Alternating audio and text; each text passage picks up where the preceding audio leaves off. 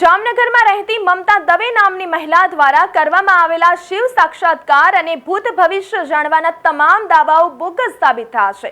ધોરણ 9 પાસ અને છેલ્લા 10 વર્ષથી છૂટાછેડા લઈને એકલી રહેતી આ મહિલાએ પોતે વડાપ્રધાન બનશે અને ગુજરાત સરકારને હરાવશે તેવો કથિત ભ્રમ ફેલાવ્યો હતો।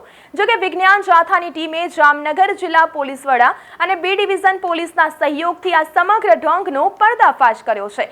વિજ્ઞાન જાથાએ કાયદેસરનો ગુનો દાખલ કરવા ચેતવણી આપતા જ મહિલાનો માનસિક ભ્રમ ભાંગી ગયો હતો અને તેને સ્વેચ્છાએ કબૂલાતનામું આપીને જાહેરમાં લોકોની માફી માંગી લીધી છે। વિજ્ઞાન જાથાનું આ 1287મો સફળ પર્દાફાશ છે। મેં જે ફેસબુક ઇન્સ્ટાગ્રામથી વિડીયો વાયરલ કર્યા હતા હવે એ નહીં કરું અને મને શિવનો સાક્ષાત્કાર જે થયો છે મારો સ્વ અનુભવ છે એનો મારી પાસે કોઈ પુરાવો નથી। જામનગરમાં છેલ્લા કેટલાક દિવસથી પોતાને શિવજીનો સાક્ષાત્કાર થયો છે।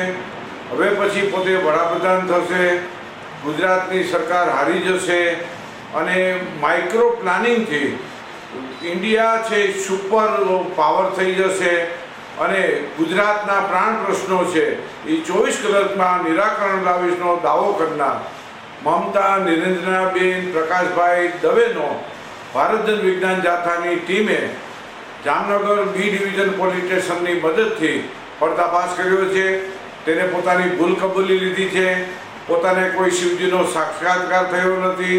પોતે બ્રહ્મમાં આવી અને પોતે એક પ્રકારની માનસિક તણાવની અંદર આ કૃત્ય આચરેલું છે તેવી કબૂલાત આપી છે।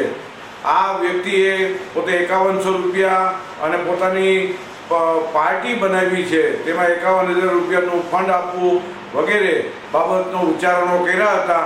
તે તમામ પોતાની ભૂલ કબૂલી લીધી છે।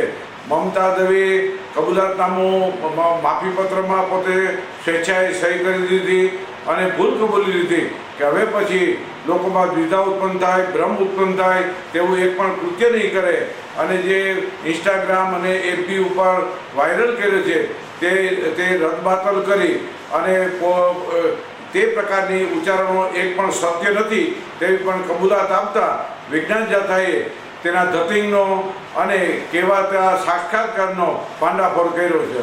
વિજ્ઞાન જાથા જામનગર જિલ્લા પોલીસ વડા બી ડિવિઝનના પોલીસ સ્ટાફ સર્વેનો આ મમતા દવેનો પર્દાફાશની અંદર સહકાર આપવા બદલ આભારની લાગણી વ્યક્ત કરે છે।